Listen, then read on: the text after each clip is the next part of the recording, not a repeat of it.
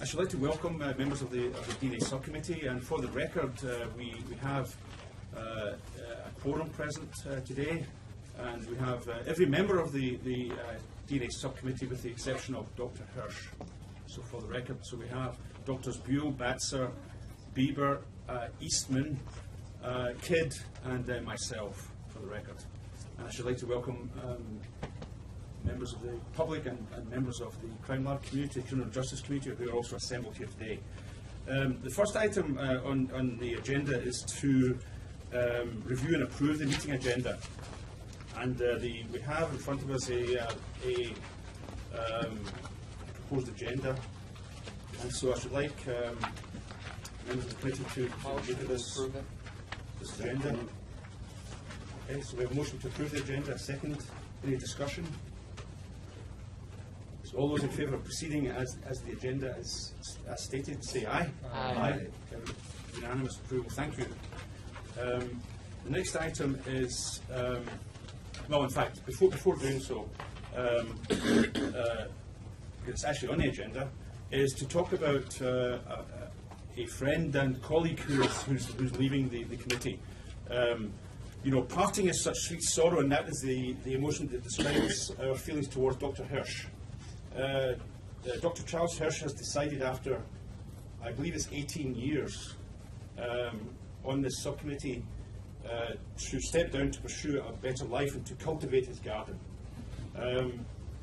so to speak. And so he served the DNA subcommittee and the people of New York for these 18 years in his capacity on this committee, and we will miss him. And certainly I will miss him, and I think we will all miss him for his rational realism, I would describe him, his healthy degree of cynicism towards unnecessary bureaucracy, which is something we all share, and helping me keep on track time-wise, using what I would call subtle body language cues. So as a small token of appreciation for his dedication for 3 years, we have a plaque to give to him, but he's not with us today. So hopefully we'll be sending this to Dr. Hirsch.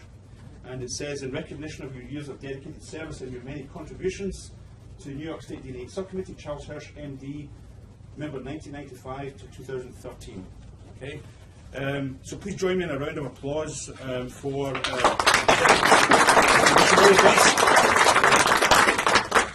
thank you, Dr. Hirsch, in absentia.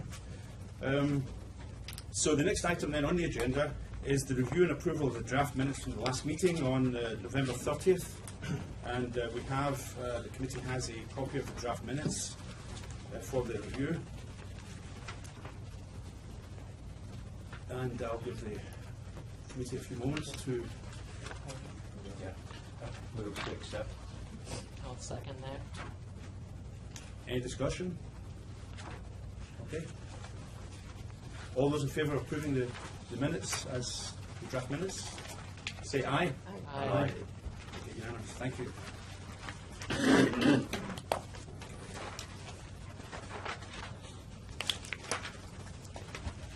So the next item is one labelled accreditation and lab updates, and we have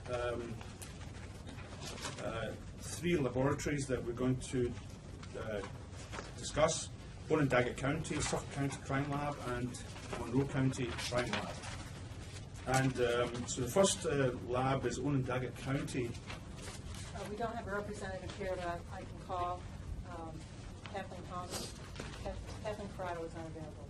Okay. So if necessary, we can call on the lab rep. Yes. So what we have here is a letter from Asclad Lab granting re-accreditation for a period of 5 years from April 4th, 2013 until April 3rd, 2018, and also a final assessment report from Asclad Lab dated February 12th of 2013. So we can of course call the lab rep if we need to. So does the committee have any questions or comments that may be necessary for us to contact the lab representative?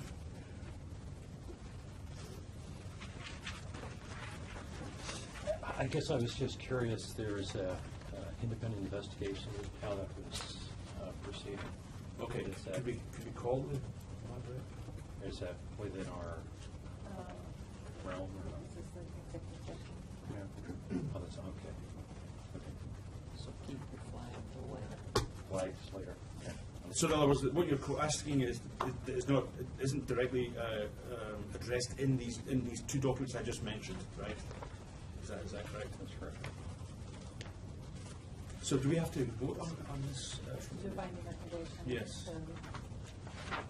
There's a letter in front of you to vote for the, to grant accreditation for the discipline of biology. Yeah. One and done.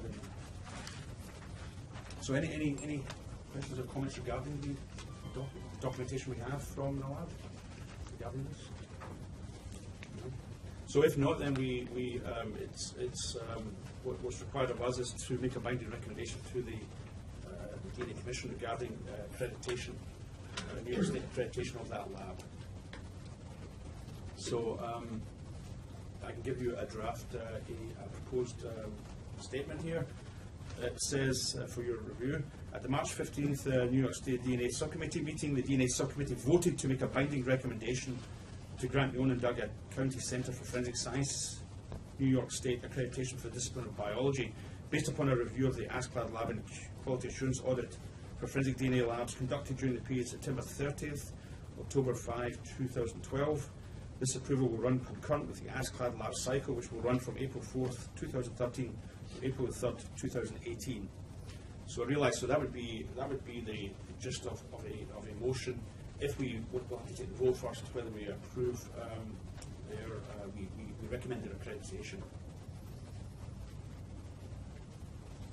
So I would like to call for a vote then on whether or not the committee is basically wants to make a binding recommendation to grant Onondaga County Centre for Forensic Sciences accreditation for the discipline of biology.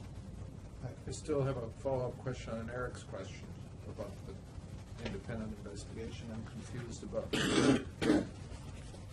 that.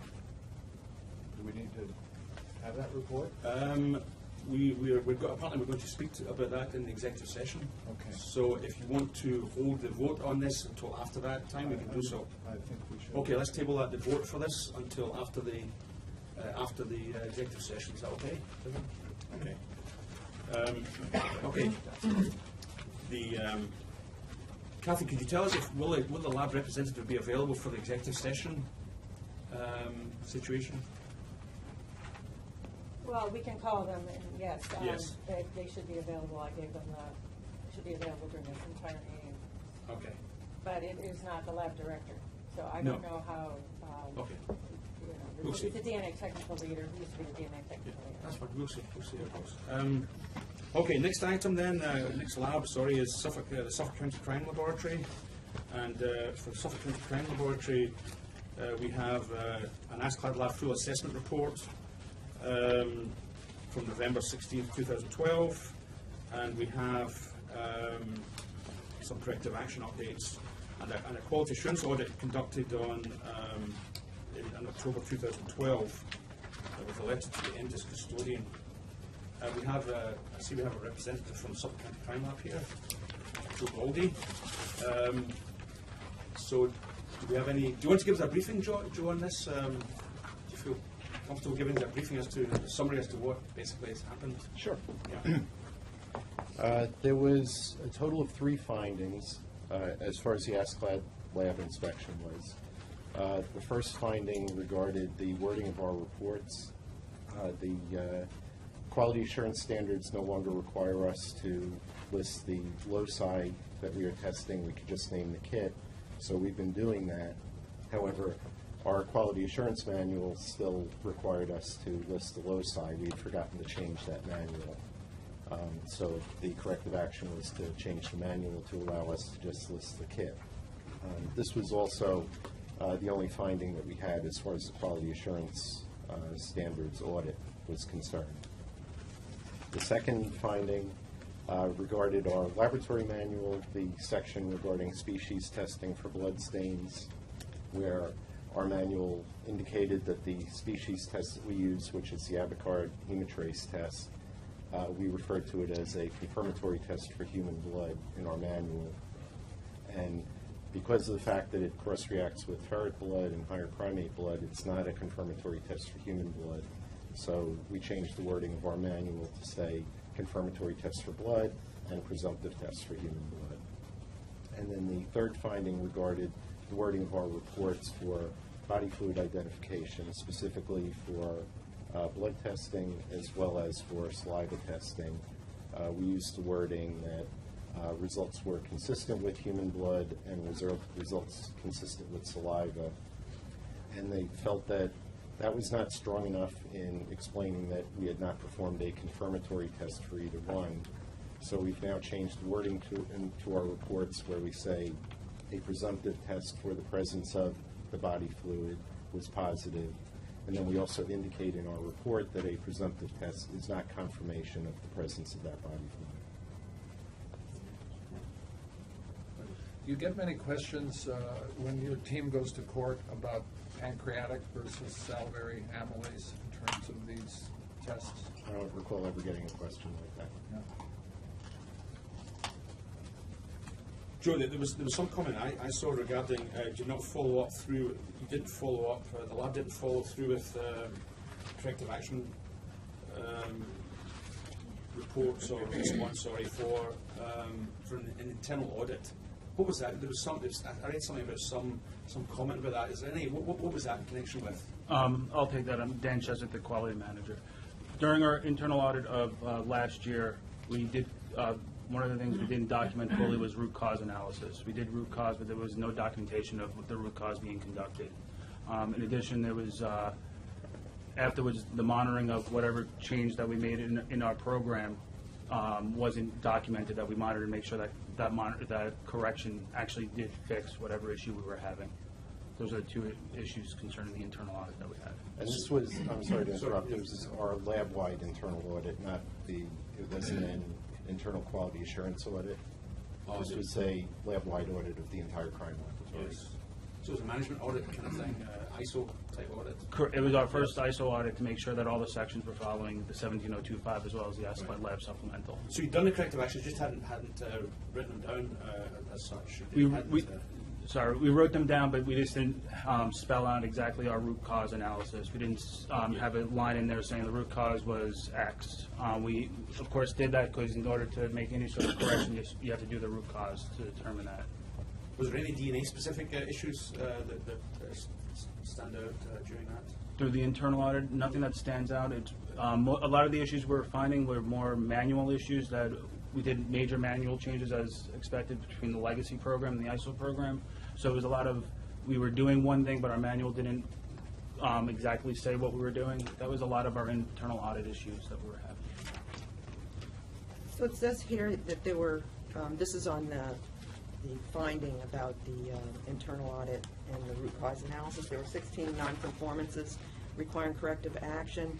Were any of them biology corrective actions? Unfortunately, I don't have the actual internal corrective actions with me today. But if there was, I'm trying to think what the if there was one bio. I think there was one for biology out of all the findings. I don't remember the specifics of it. But obviously, wherever that was, you've had an inspection since that time. Right? Yes. So, Yes, this was prior to the ASCII lab. Yes. So what I'm hearing is that root cause analysis was done, and actions taken as a result of that to remedy any situations and stuff. Is that correct? That is correct. I've got a question about the missing the change in the requirement for the amplification kit designation that you had, and you say here on the root cause it was just that the report templates weren't updated as the root cause. What about the review of manuals and stuff? I mean, it wasn't caught, was it? No, it wasn't. So that's more the root cause, that maybe the review wasn't thorough enough, or? I would agree with that, yes.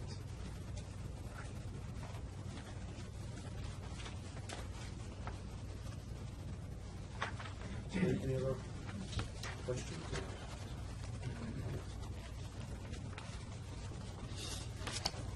I think that there's no vote required here or anything. This is just the lab giving us an update as to the progress with regard to these audits. So, I did actually have a copy of that internal audit. The biological science finding for that internal audit was that we weren't documenting what microscopic technique that we were using on our notes. So we weren't documenting if it was bright field or phase. So that was the finding that our internal finding that we found. so what happens now? So now we document which phase is which technique is being used in our microscopic examination. Okay. Thank you very much. Thank you. This review will be noted in the minutes.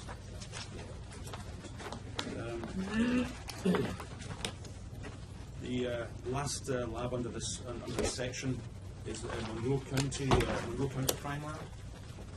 And do we have Ellen Calhoun, DNA technician is.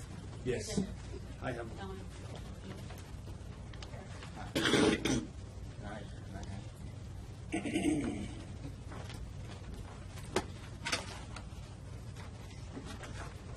So what we have from Monroe County is a quality assurance audit conducted on December 4th to 6th of 2012, and 2 corrective action forms. That's what we have in front of us.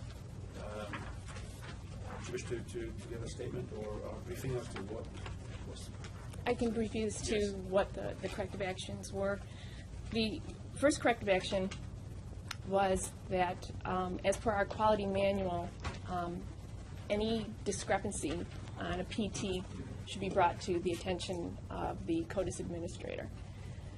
We had a situation where a PT was, results were indicated as inconclusive, but I never explained to how we came to that inconclusive. So the PRC inquiry was, why do you have this inconclusive, and can you explain it? I didn't bring that to the attention of the CODIS administrator. So when it was pointed out during the DAB audit, I since corrected that this was considered a non-administrative issue. It should have been brought to the CODIS administrator for her acknowledgement, and so I followed up and did that. The second quality action or corrective action was regards to our quality manual indicates that all corrective actions need to be initialed, brought to the attention of the technical leader and initialed or signed off prior to implementation. Review of the quality actions for that year indicated that there were 2 corrective actions that were not signed off by me prior to implementation. And that was because although the corrective actions were initiated by forensic biology, the ultimate root cause and the follow-up was actually that of another section within the laboratory. And I didn't feel that it was my jurisdiction necessarily to sign off on something, for another section of the laboratory. But what we did is that we went back, reviewed those corrective actions, I signed off on them, and then we actually modified our corrective actions to include a signature line for anything that involves forensic biology or is initiated by forensic biology that is actually signed off by the technical leader.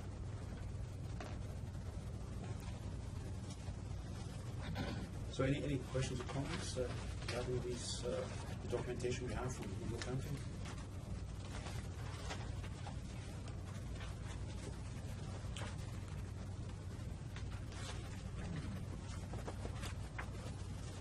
There's one CAR that referred to storage of evidence in a fridge instead of the freezer.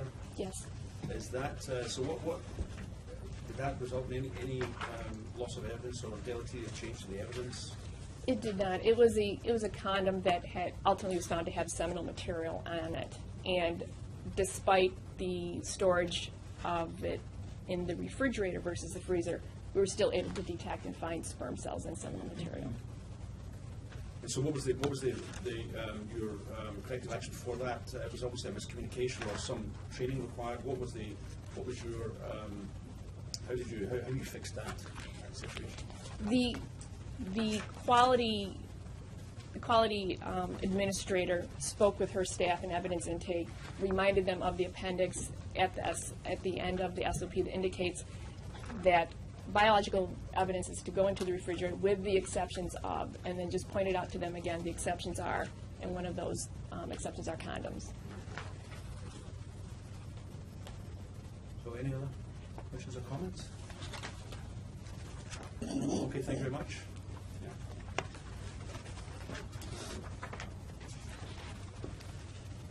So the next item on the agenda is new business, and we have several items under this subheading.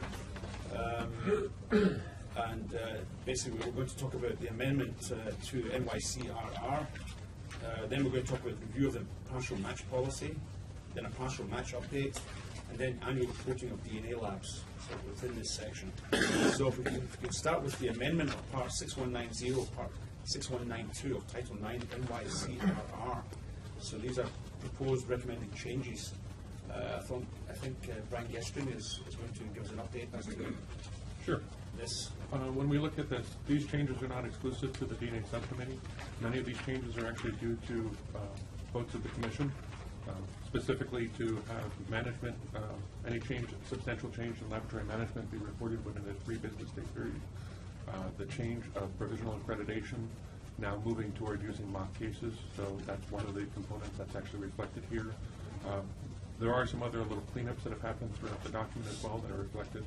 And, you know, the last thing that I think is actually a reflection of the last DNA subcommittee meeting has to do with actually the use of YSTR testing in indirect associations or indirect matches. So that goes for the last one, which is 6192.3. And I believe if you flip to page 7, looking at the bottom, number 11, so the language has just been changed, and the legalese is if you see something underlined, it's an insert. If you see something in brackets, it's a remove. In the event of a potential indirect association, laboratories should use YSTR and or MITO testing to help determine the indirect association should be pursued further. So that seemed to reflect the consensus of the commission, of the DNA subcommittee at the last meeting. I don't know if you guys have any further comment on that. So can you what's the status of this then? Are these proposed changes, or are these the changes that have to go to the commission for approval, or how does this work Sure. from a legal standpoint? The procedural standpoint from how this works at this point is the DNA subcommittee will make binding recommendations regarding the aspects of this that are exclusive to DNA or reflect DNA. That'll be made to the commission. These will be moved forward to the commission, and the commission will also then vote on them and move them forward. And then after that, it's actually, if you look at the first part of the memo, what you'll actually see is after discussion, review, and recommendation, these regulations will be presented to the commission. After commission approval, they'll be submitted to the Department of State for publication in the state registry for a 45-day public comment period, which will begin once that is published in the state registry, and we have no control as to what time they physically put it in the queue to put it in the state registry. But essentially, summarizing that entire procedure, the subcommittee will look at it. They will make their binding recommendation regarding the DNA components of that. They'll go to the commission. The commission will vote on it as a whole. As it moves forward, it'll go toward the state registry. When it ends up in the state registry, whenever that initial starting point starts, there's a 45-day public comment period. Okay, so with regard to what we need to do here then, would it be true to say that the only substantive aspect in terms of the DNA side is that is Page 6. yeah is the page 6. Which part? Page 7. No, page 7. Yeah, it's subdivisions E and F of section 6192.3.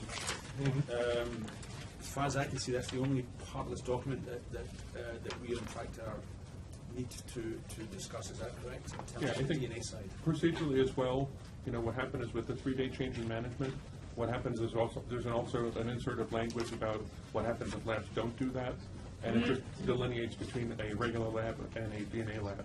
But as I said, that's procedural more than substantive in the DNA aspect. I think the only substantive DNA change. Well, I think they're all I think that's a substantive change. I mean, it does Okay. affect DNA labs. If they don't notify within 3 days, there is a penalty for that after the first. So which page is So I that? think a lot of them Paragraph are 9. substantive little changes, but that is a substantive change, as well as moving to mock from Yes. provisional. So they're substantive. So to the extent that they affect DNA labs, they are substantive. Has the commission already voted to approve those? Yes, Oh, they have. they have. So have they voted on these regs? No, because first they come to you. So that's just the procedural aspect of this. So in theory, so we should, and I'm sure we've done this, well, I'm asking the committee, I mean, when you reviewed this, have you reviewed the whole document for this, prior to this discussion?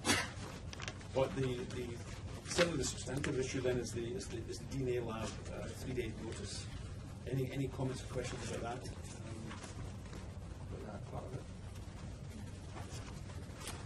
If not, then let's talk about the why. So page 7, number 11. And what it says is that subdivisions E and F of section 619.2.3 of Title 9 NYCRR are renumbered subdivision F and G, and a new subdivision is added to read as follows. And this is the new thing, the new statement. In the event of a potential indirect association, laboratories should use YSTR and or mitochondrial DNA testing to help determine if the indirect association should be pursued further. That's the statement in this proposed change. My question is how much of a mandate is should? I mean, if a laboratory does not do it, this is a statement that basically you don't have to do it if you don't want to. I think this also reflects Dr. Hirsch's concern at the last meeting, specifically saying that he was fairly adamant that this should be something that's a tool in the toolbox, but not something that should be mandated. So that was from the last discussions that I'm not sure what the point of putting it in here is, because everybody knows they probably should do it, but it has no power then. As a member of the commission that came for this specific purpose, and by the way, just as a scientific-oriented suggestion with respect to the last, when you get an inconclusive, right, maybe you should be asking the question, what's the root cause analysis of why it was an inconclusive instead of a real allele? And we start thinking in terms of root cause analysis, that might help a lot. I think that the concern that a lot of us have with respect to the partial matching and what would be of great benefit, I think, to law enforcement and to others trying to figure this out, is a kind of empirical analysis. All right. Now, first, I should tell you, from the point of view of a number of us on the commission who voted this way, this is illegal. All right. That's not primarily your concern. That is to say that the legislative authorizing statute, in the judgment of many of us, does not authorize the disclosure of a name unless there is a complete match between the forensic sample and the known sample in the database. I realize that when we set this whole thing up, you were the scientific committee. I only bring it to your attention. I see Dr. Kidd there. We go back all the way back to the ethical, legal, and social implications of the genome. I think that in the old days, the geneticists would have had a coronary if they knew that, that's true, Fred, if they knew that by administrative fiat as opposed to legislative action, you were going to be giving out information about family members. So I just call that to your attention. Let's put that aside. Can I say something also? We should put that aside because this regulation went into effect almost 3 years ago, and there hasn't been a legal challenge to it. So that issue isn't really something for this committee. We have the whole interpretations that the regulation is valid, and there hasn't been a challenge to it. Yeah, So when you say it hasn't been a challenge to it, there's been no plaintiff yet. There may well be reasons that there's no plaintiffs yet because people don't know that they've been so identified. All right? That's first happening. So, I mean, what Gina says is truly fair. I'm just pointing out to those of you who are looking around the table and have been involved in this, that you should, as scientists, not just be, looking at this and forgetting, what were the ethical and legal considerations from the beginning. My view, and the view of others, is that this is a legislative decision, a trade-off between law enforcement and privacy. But let's just put that aside. The justification for this is that we're going to catch criminals. A lot of us are in favor of that. With this partial matching, which, let's not kid ourselves, is a form of familial searching. It is. Because when you're running a single source sample at moderate stringency through the data bank, and to this group I'd have to explain what that means, and you know you're doing that, you are intentionally querying the database, knowing and intentionally querying the database to find out somebody that may be a family member. Now, the problem, just from a purely utilitarian point of view, right, is what procedures can you put in place that will actually guarantee that the results you're getting when you see this so-called partial match, and then it's being argued here that there should be more use of YSDRs before something else is done, right, so that you can truly have something informative to identify a criminal. Before you even go down that road, what I would ask you to do as scientists, from a simple empirical basis, is try to make an assessment, an empirical assessment of how many of these have been done, number one, right? That is to say, how many, and on what basis were references made to the police agencies and the district attorney's offices that there is some partial match to pursue, right? What happened when those partial matches were pursued, right? What level of genetic information was the basis for action in the first instance, and then how, if at all, additional Y-DNA testing, could advance it. In other words, I think members of the full commission would need the expertise of the scientists in trying to at least get us the data and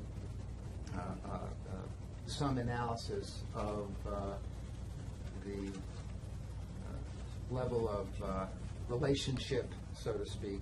What would be the technical term? Legally, we'd say consanguinity, but it'd be the level of the strength of the familial association, given the partial matches that actually were being referred to the police to investigate, and what, if any, other information could be garnered from Ys. I mean, if we had that empirical basis, then I think one would be at least in a position to look at this more intelligently, because it doesn't seem appropriate to be telling the New York City Police Department, hey, this is a partial match you want to pursue, right?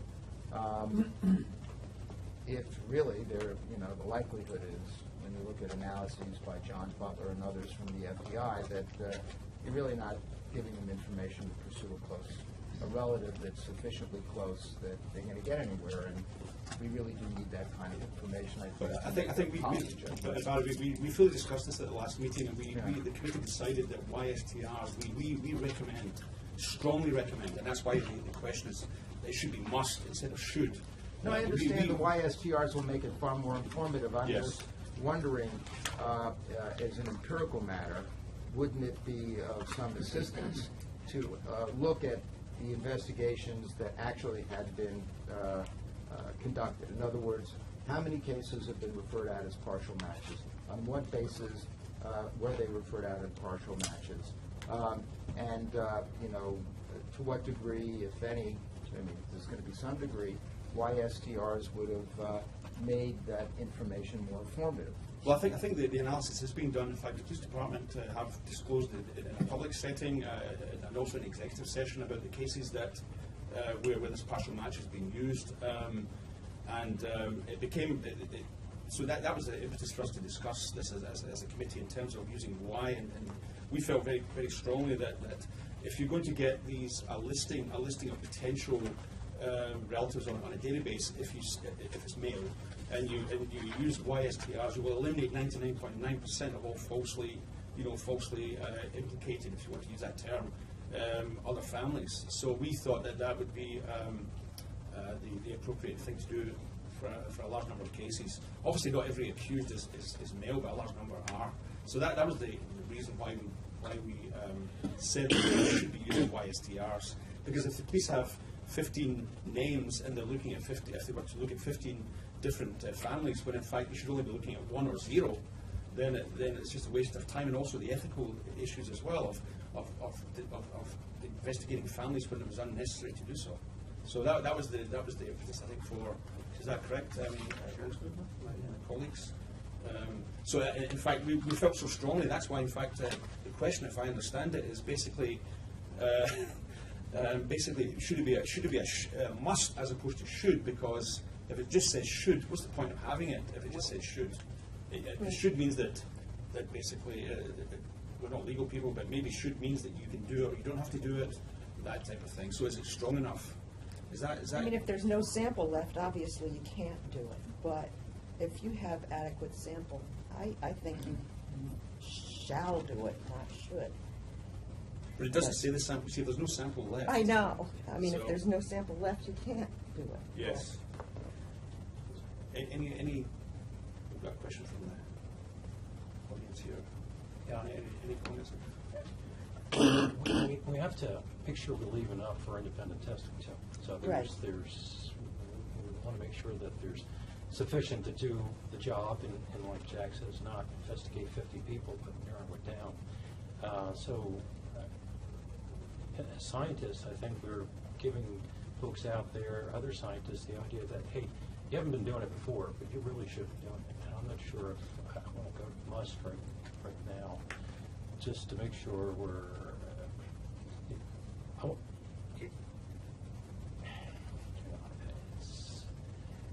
it's a little leeway is what I'm thinking.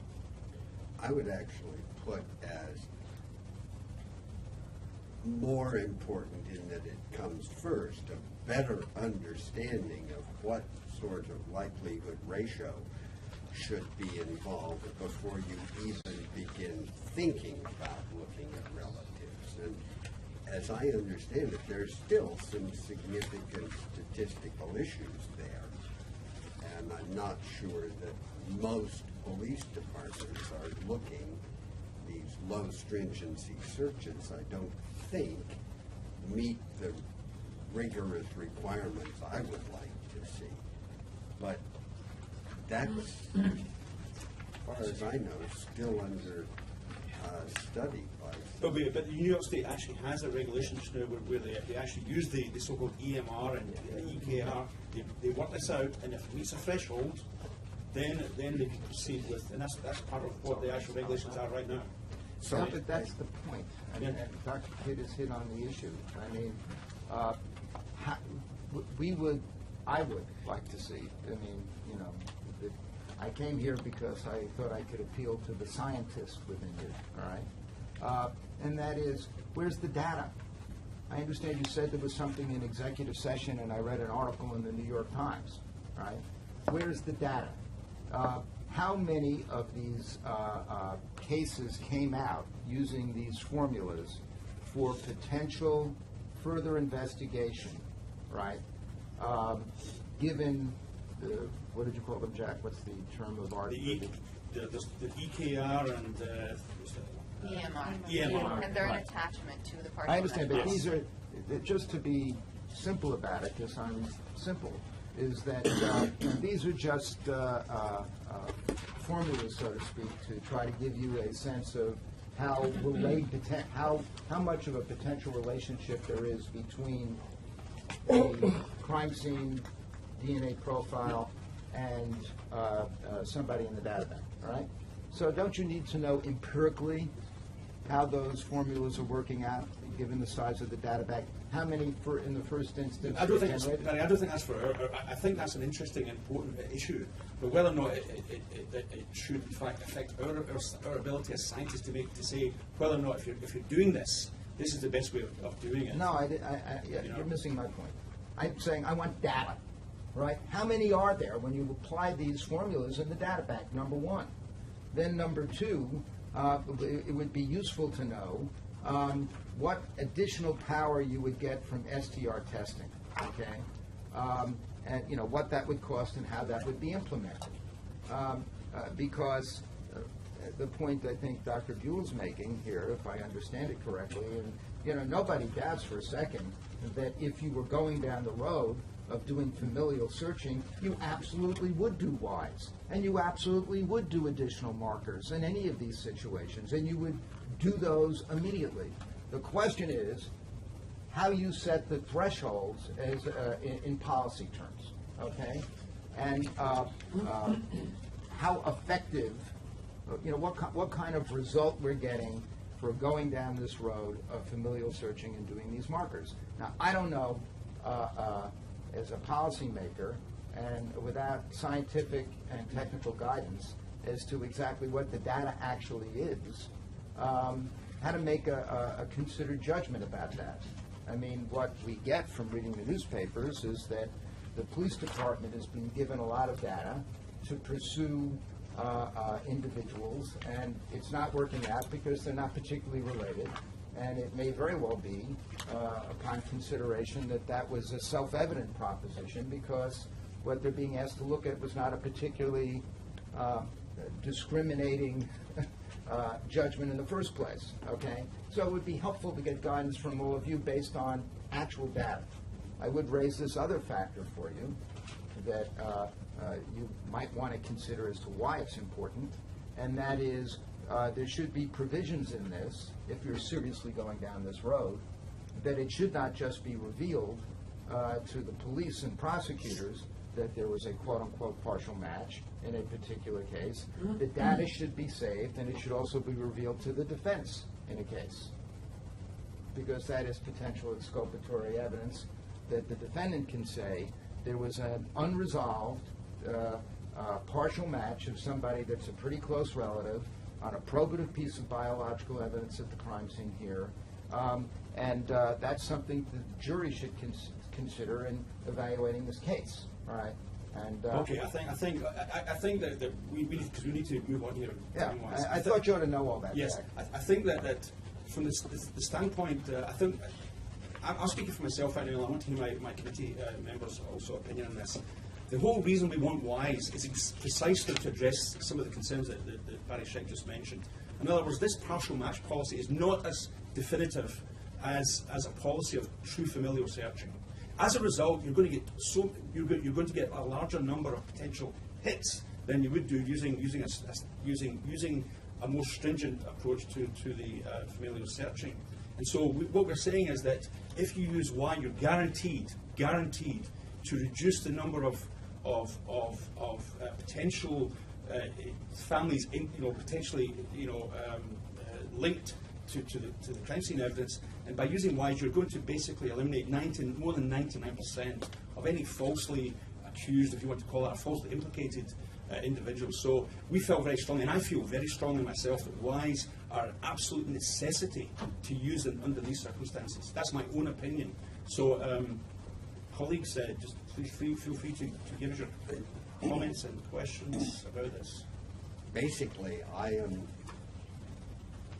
very unhappy using the small number of available CODIS markers to do family searching. I think the false positive rate is just so extraordinarily high. I'm unhappy with it. Everybody wants to do it. If you're going to do it, you have to be very rigorous, and the why is one way about being more rigorous. But I'm just not very happy with the whole idea because the statistics are not clear because of all of the genetic variation and the heterogeneous populations. It's a major issue.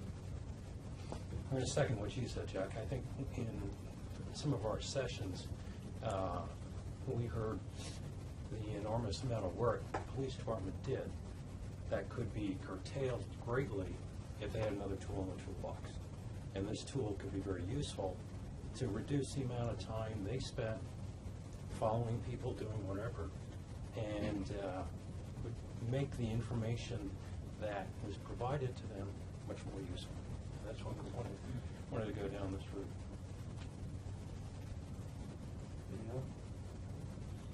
completely agree.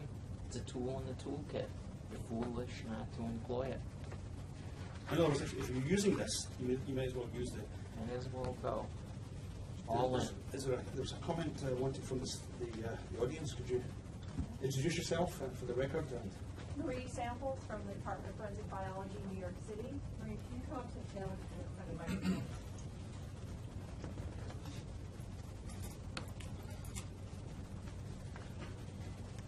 Marie Samples, Office of Chief Medical Examiner, New York City. I would just point out that in many instances of the partial matches that we evaluate in the laboratory, we do not have extract available to do ISTR testing. So if you were to change it to a must, that would eliminate some of them from our consideration. So just keep that in mind as you make your decision about shall versus must. I think Alison even said that, didn't you yourself? Say that Yeah. because of the sample issue, if there's no sample, you can't do it. You may have consumed the sample. Thank you.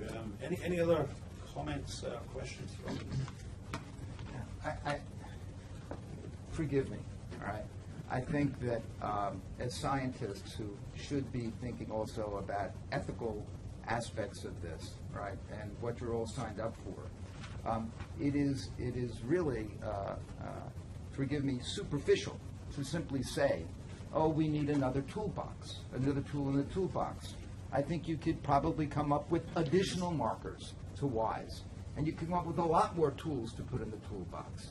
The real question that you have to ask is, are you now taking a system that was designed simply to identify crime scene samples with known convicted individuals and engaged in a full-fledged familial search?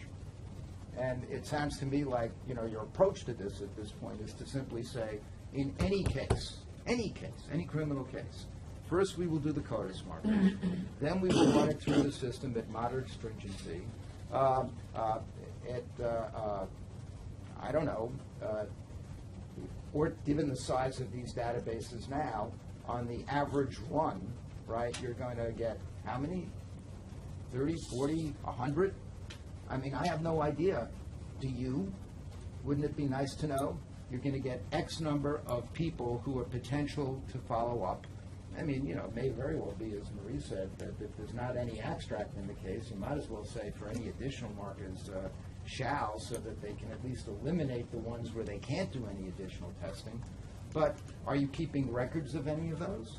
Are you going to keep records of any of the searches? Are those going to be available later? Under what circumstances? I mean, are you not... I'm sure the labs and the police department are keeping records of the searches. Oh, you are, huh? You think that we can go back and we can find how many partial matches and where they are in every case? Well, I don't know. Especially I'm sure they're if keeping they didn't records. refer them. I'm sure they're keeping records. I'm pretty certain they're keeping records. Because we've heard from the Preserve labs. the records. I don't know about that, Barry. Yes, I know what you know. Listen, I think we need to move on from this, and we have to take a vote. On you can this. take a vote, but you ought to get some actual data. I am asking you, Jack, to actually get the data, send it to the committee, tell us how many of these searches have been done, how many markers have been done, what are the numbers, and is this data preserved? I think that could be done.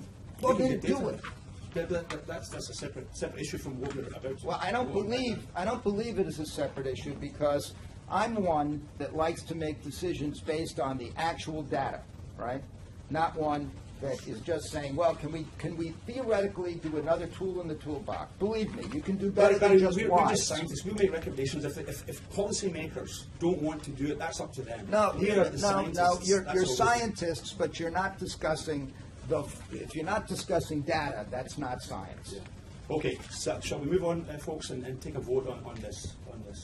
The vote is a motion. Sorry, a motion is that we accept this document as is, the whole document, and we make a binding recommendation to the commission that the DNA subcommittee endorses the proposed changes to these regulations. Is that your motion? That are relevant to DNA. Okay, with that. No, but not that are relevant to DNA. If the binding recommendation goes to all the DNA labs, then you would make a recommendation with regard to all the other labs. But the binding recommendation is not just on the DNA aspect, it's on the entire regulatory package, but with its application to DNA labs, because that's where your jurisdiction. Does this committee feel comfortable in voting? Let's discuss this. Does this committee feel, do members of this committee feel comfortable in voting on this total document? Or do we want to make our own decision that we will only vote on that part of the document that pertains to DNA? That's up to us. We are the committee. We can make these decisions ourselves. We have to look at this. No, the statute says with regard to DNA labs and how they operate, so the operation of DNA labs in general, you make binding recommendations. But if we don't feel comfortable, if we didn't, I'm not saying Then you can defer if to we the didn't next feel meeting, comfortable but- with the other aspects of this, then we have the right to say we're not willing to vote on this, right? If Well, then that's our feeling. those changes couldn't be made Yes. with regard to DNA labs, so Yeah. there'd be two separate. Yeah. So what do members of the committee think about this? Because we have to move on from this, and we have to do something. Just one quick qualifier on that. Yes. Sometimes the delineation between a DNA lab and a non-DNA lab is a little bit more abstract. You know, if you have a city in New York City, they're only a DNA laboratory, so the rules and regulations would apply in a certain way, but other laboratories might be full service. So it would be an interesting dynamic to say that part of the lab or one lab wouldn't have to report on management changes, but other labs would. So if possible, I would just implore you to try and look at it in its totality. I'll put it on the table. I'm willing to vote on the document in its entirety. That's my own view. Can I have the views of my committee members before we proceed with this? Whether you're willing or unable or not to vote on the total document. Ken? Yeah, I can vote on it. Yes. Eric? Good? Yes. Alison? Okay, so we're willing to vote on the whole document. Okay, so the motion on the table then, can we have a motion on the table to basically, DNA subcommittee will endorses these proposed changes and makes a binding recommendation to the DNA commission. To the Forensic Science Commission. To the Forensic Science Commission, yes.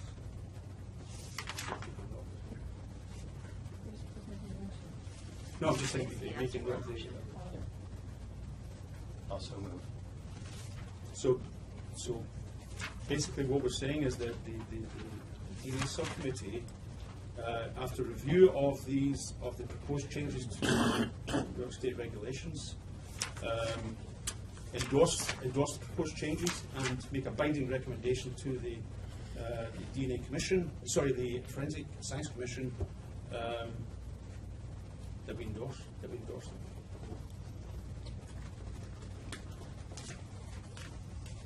Any second? Did we second it already? No? Second. Second? Any discussion? All those in favour of the motion, say aye. Aye. Any opposed? No, so unanimous. Make a binding recommendation to the Commission. Thank you. Okay. The next item on the agenda, which is is the review of the partial match policy, which is rather unfortunate.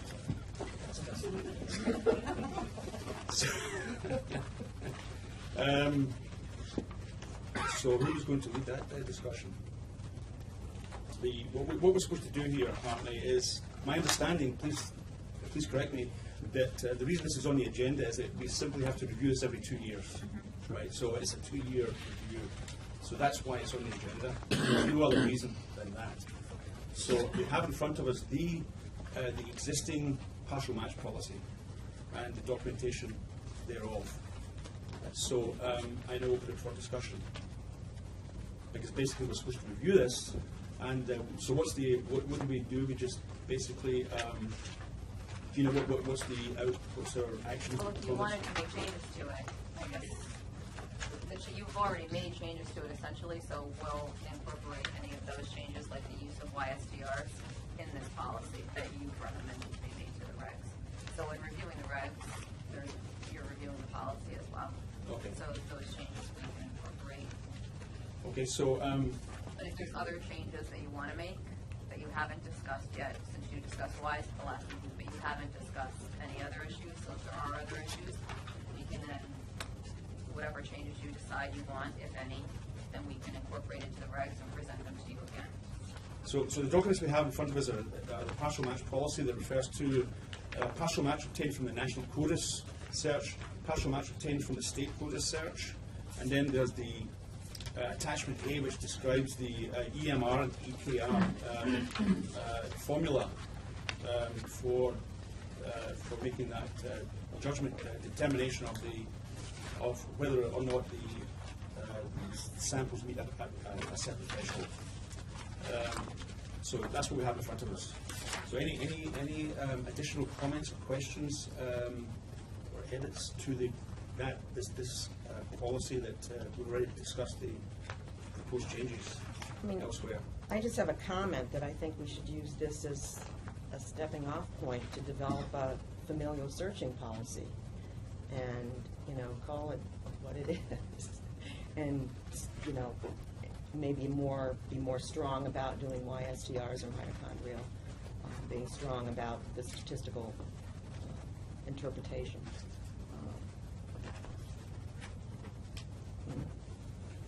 I think we should go in that direction. Any other questions, comments?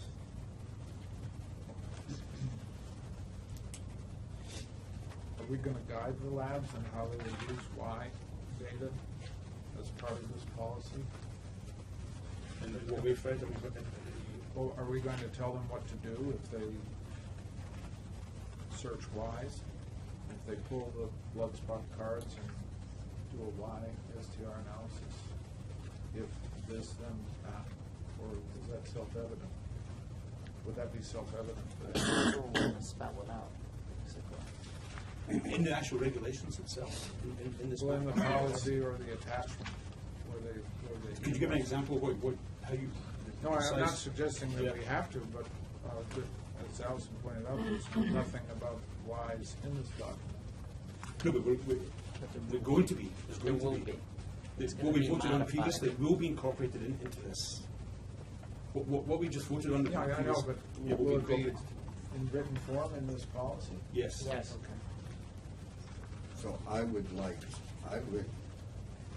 suggest that we defer approving this until we see the new policy with that information in it. Absolutely, so you can discuss your changes and tell us what you want done to this, and then we can incorporate it, bring it back to you, and then you can review it and change it as you wish. So if there's changes that you want made to this. Okay. So that's fair. That's Right. good. So in other words, if there's any addition, so we've already voted to change to add the YSTR, and we keep forgetting mitochondrial DNA was in that also. So is there anything else apart from that then that the committee feels could be changed or should be changed? Well, based on what we see here. It's sort of my bandwagon, but the four major ethnic groups is scientifically indefensible.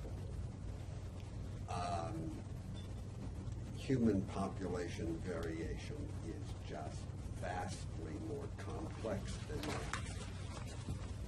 But this is the whole legal system in the United States, and I don't know what can be done to get around that. But for example, I was recently in Minneapolis. They have a very large Hmong population and a very large Ethiopian population. Neither of those fits into the four major ethnic groups. So if you're in Minneapolis, this just doesn't fit. And this requires a far more major change of thinking about populations than I think we can deal with. So I don't know how to vary this unless one would say, or other appropriate database. I mean, we now have in Alfred and our frog database data on markers in 60 some odd populations. For the CODIS markers, they don't vary a lot. but they do vary. So remember, this is an investigative tool. So Ken, are you suggesting perhaps that this is not an appropriate investigative tool for the law enforcement or for others? Are you suggesting that I'm perhaps isn't saying that restricting a search to those databases is going to have consequences that I don't understand, whether it's false positives or false negatives. I'm not sure until it's examined, but scientifically, the U.S. population does not fall into 4 major ethnic groups. Period. So this is just not good science. But that's a rather good indictment of the whole criminal justice scientific DNA analysis system in the United States. So, yeah. Barry, can I ask? Can I ask comments on my committee, and I'll get back to you. Okay. So, any other? Ken's made a comment that's rather disparaging to the whole concept of familial searching and partial match analysis because of the difficulty in assigning different socio-ethnic groups. Okay, so any other comments about this? Yeah. Well, there is a section in here addressing Ken's point, the 4 major ethnic groups. Is there a chance, Gina, that we could take this document under advisement, aside from this meeting today, work on it as a group, and bring it back on the agenda the next time? Because I think it does need massaging. It does need correcting. My concern is that Ken's suggesting it can never be done. And that's my problem. No, I'm not suggesting that. Okay, good. I thought that's what you were suggesting. So you're confident we could come up with something? Perhaps? It's entirely possible. Okay. But I'm not sure the database has the necessary information in it. In fact, I'm pretty sure it does not. But okay. So what? So this document was created before I joined this committee, and I would be grateful for the opportunity to sink my teeth into it with Ken and Eric and Mark. So is that? Sure. Allison, any? Do you think that's a? Yeah. No. So what that raises then is that we're now recommending the previous vote that change to this policy, but there may be additional changes as a result of our review by members of this committee. Is this? Do you want to do this prior to the next meeting, type of thing, or any time? We could. Yeah. Schedule? Yeah. Okay. So if you're going to have a meeting with all of you, then you have to have a meeting. You can't just. I mean, one of you can talk and. No, just make suggestions, come to us at the next, Right. and then discuss it. We are permitted to have ex parte communications with one another under the public rules in New York. Because you're going basically, as a result of your deliberations, you're bringing it to the table. No, that's okay. No, that's not okay. What is 2 or more is not okay, but 2. If you have a quorum, it's not okay. So if 2 of you talk to each other and then send it out, that is okay. Okay. So I can't join the discussion. How about 3? So. No, I'm asking because in Virginia on the commission I sat on. 4 is a quorum. Any 2 is okay, but 2 or any more than 2 has to be a public meeting. 4 is a public meeting. So. But surely members of the subcommittee can discuss scientific issues. Yes. They're not, Right. I mean, you shouldn't be creating the policy on the phone. Right. That you come back to and making recommendations. Or because it has to be voted on by the committee anyway. Yeah. So. Okay. So. Any other discussion amongst the committee members here about this? So I think that's what we think we'll do, but I want to hear from some others. Barry? Oh, yeah. Yes. Look, this is what Dr. Kidd brought up is exactly, can I just point out that first to approve something and then the next agenda item you had was the discussion of what had gone on for the last 2 years. And so, that's a bit backwards. And all that I'm asking you to do is address the key questions. I mean, many of you have written on the subject of familial searching. You know, technically speaking, we don't have familial searching in New York. You realize that? But in truth, as Dr. Eastman pointed out, well, I guess we're now committed here, this DNA subcommittee, to doing familial searching, because that is, as Dr. Eastman said, exactly what partial matching is. It is familial searching. So if your entire attitude towards this is, let's just do it as efficiently as we can and get all the markers that we need, you know, maybe let's get some markers, we'll find the subpopulations in New York, we'll get some markers there that'll be more discriminating, whether it's, you know, Filipinos or whomever, we can do that too, right?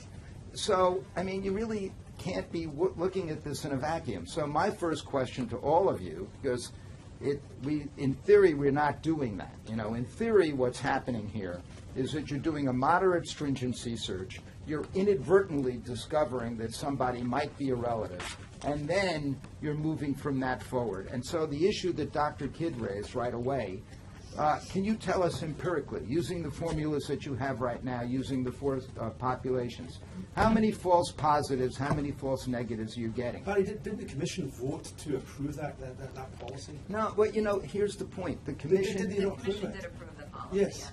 So it's nothing to do with this committee. We're simply, we're looking at regulations. This is Alice in Wonderland. You have first of all, you have a commission, right, many of whom are not, the policy that they did, that they approved, is that they were told, look, the FBI is willing to do partial Barry, the matching. policy was approved 3 years ago. I think we need to move on from. No, you don't want to policy. talk about anything meaningful here. You don't want the scientists I to think the scientists engage. should talk about No, the scientific no. aspects. I don't think they should talk about the legality of the policy and whether it should be legislative or I regulatory. am not talking about the So I don't legality really of the wanna argue policy. So as a point of order, Barry, I am talking about data, Yeah. all right? But I am saying to you, you can reject it if you want, right? But it's what Dr. Kidd said, it's what the others are saying. You have a responsibility as scientists to look at this and tell us, how many false positives are we going to get if we do it this way? How many false negatives? How does this work? What do we need in order to, what actual scientific resources have to be applied in order to make sure that we have, quote unquote, efficient familial searching? I would suggest to you, according to the Code of Ethics of Geneticists, that you would also want to be sure, because you have to think about it this way, and that is, what about all sides of the system? In other words, if you're going to make decisions that, quote unquote, this amount of, these number of markers and this application of a formula and this Y is a certain level of relationship. I need to stop the discussion. We need to move on. We need to move on. We've got other items on the If the agenda. commission wants to vote to request that the DNA subcommittee do that, then the commission, you can take that to the commission and they can have a vote to request that the DNA subcommittee You are do that. supposed to review. They are reviewing the policy. Yeah, well, the way that you To did review it, the the way policy. that you did it, I which is didn't do totally, however, whoever set this agenda, and, you know, it's the lawyers telling the scientists how to talk with each other and how to reason about science, and I don't think that's right, all right? not Okay, telling so them folks, what we my need to point to stop you this is, discussion and move first- on. first- We need to move on, please. That's Point of what order I'm in telling the them. chair of What's this committee. permissible We under need the to public move on officers from law? this, okay? Well, We need to I move think on. you're not helping us. Yeah. You're not Barry, helping because we want data. I do. Many of the members of the committee do. We think it's the scientists that should be able to tell us about the rate of false positives and the rate of false negatives. so let's move on. We think the Barry, thank you very scientists much. ought to We be have to move on reviewing now. empirically We have to what move on. happened. Sorry. Yeah, We have okay. to move on, honestly. So Yeah, I'm sure you do. What we've done is we've said, we've voted What on. you've done is ignore everything that is possibly empirical, informative, and you're just basically saying, okay, the lawyers say we have to do Because this, let's scientists move on. on this committee are about to review data and come back with suggestions. Well, that's what I'd certainly like to see that. That's what we're doing apparently. So- Well, I haven't seen it yet, Jack. Okay. Okay, so there's a now we come to a partial match update. And we have To defer the policy. You didn't vote on deferring the policy. do we have to vote on it? Just to vote on it? Because we've If you're going to defer it, I mean, it's an action. I would defer. okay. I So would move we defer. Second. Any discussion? All those in favour of deferring the vote on the partial match policy, say aye. Aye. Anyone opposed? No. Thank you. So we have next item on the agenda is partial match update.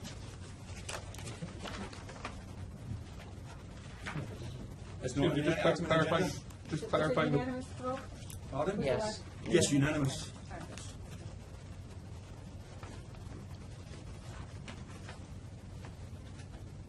Partial match update. Chief Kalaski, did you want to talk about any of this, or? We were not prepared to speak on any of on this stuff today. So, essentially, I can give like, an- For the record, we've spoken before, and we don't have a problem speaking, but we just weren't prepared to speak today. So this is some of the data that right. that Barry Scheck was referring to. There's some data, not much, but there's some data about. Right, well, what I'll do is I'll just at this point give kind of an executive summary of where the numbers are at. Yes. That I think will also look at this. So, to this point, there's 59 cases that involved potential indirect associations. Of those, 41 of them had names released that came out of it. 29 of those were closed for various reasons along the way, which means that they were not pursued. There's 9 that we're still waiting for a report. The way the policy is set up at this point, they have to report back within set intervals and set times, and there's 3 that are active. That's statewide data. Yeah, statewide data. So, to our knowledge, has any case been? Has any case solved, or when I say solved, has any of this information helped resolve the case, any case at all so far in New York? Not as State? of yet.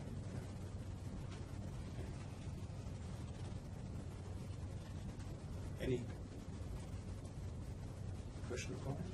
And none have used WISE? No, some have. Some I have. think at this point. Now, if they used WISE, did the WISE eliminate all of the? Because I would predict the following: that if WISE were used, they would have eliminated every single person who was implicated in that. I would just as a probability. I don't know that. No, no. Okay. Could we look at how those data are collected and to see if you, the editorial, are asking all the right questions to help us as scientists? Yeah, Dig a little deeper into the cases. Exactly. I would be interested in seeing exactly what DNA profile went in and what each of those partial matches were in terms of the actual genotypes. What the kinship index was. And what the indexes were. And this is done by New York State Police, right? Is that correct? So they would have some of that data, presumably. Barry Dusman, do you have that information, Barry? Barry Dusman. I don't have it with me. No, but that's the sort of information. That's the sort of information you would have, Barry. Is that right? At the New York State Police. That's right. Yeah. And we could get it with no names attached, of course. You'd be willing to release it at that point. So, Barry, John, they're basically asking for the kinship index. I have to find out what format it's in because we also serve other labs, so I have to see how that went out. So I will double check and get back. If these are active in any way, this might have to be done in executive session, if they're active, ongoing investigations. Yeah. I believe we have at least one still active. Yeah, there's 3 in total that are active, but I think there's enough other numbers for you to start looking at, get a feel for. I think the one that we have actually made the YSTR match as well. But again, I will double check on that. That's not as pressure. If you put together a question, because I think we're the kind of big dog in terms of partial matches, in terms of raw numbers. So if you have a questionnaire that seeks specific information on these cases, we have no problem, answering the questions. And to back up what he said, 43 of the 59 cases are NYPD cases. And I think we're the only 2 actually that are active on doing those searches. So between the 2 of us, I think we can satisfy what you need. Okay, so Jack, could we consider as an agenda item in the executive session of our next meeting in June to have a random sampling of 2 or 3 of these cases that we could look at from beginning to end to see what actually happens, so that we could help determine what other questions we might have on an ongoing basis. But it doesn't have to be the active cases, it could be done in some of the other cases. Or on the cases, in which case it would be on the public. cases that you put Exactly. aside. But it wouldn't have to be an executive session, and that's my point. Right? Because I think we understand kinship analysis as well as anyone could, but I'm not sure that the general forensic community does. And so in order for this committee to help others, whether it's New York State or elsewhere, think about these things, it would help us to know exactly what is happening. And I would modify that in that I'm pretty sure they don't understand. So The general. So can I try and summarize what you said to you and tell me if I'm right or wrong? That basically what we'd like to do at the next meeting is to have a session where we actually tease apart and basically deconstruct or construct the actual intricacies of how this partial match is done in a particular case, using a case or two. Is that what we're trying to see? That you want to look and see for public cases where it's been done already, what actually transpired in that particular case? Now, does that require an executive session or not? My initial response is no, it's public information, but I don't know. Police department, would that be in other words, here's the case and here's the without of course disclosing names or anything else, what the actual math, what the kinship indexes were, and what the was why done, was why not done, and how it was actually being done in the state. Is that or am I jumping the gun here? Am I suggesting too much, or is that what you're actually asking for? That's what I'm asking, but I would imagine this would potentially be an executive session issue if it involves an active or an unresolved investigation. Right, for unresolved. The closed cases, NYPD has discussed in open session. But deliberately we would use closed cases so that we can discuss it openly, right? That would be the idea. Okay. I understand, Jack. I know you're very frustrated, but look, if this is exactly what I've been trying to suggest in maybe a very loud voice from the beginning, right? I mean, logically, you should be reviewing this data, not partially, not a little of the case, but the whole case, to see empirically whether in these, what is it altogether, Brian, 50 what cases? 59. 59 cases. That's not much, right?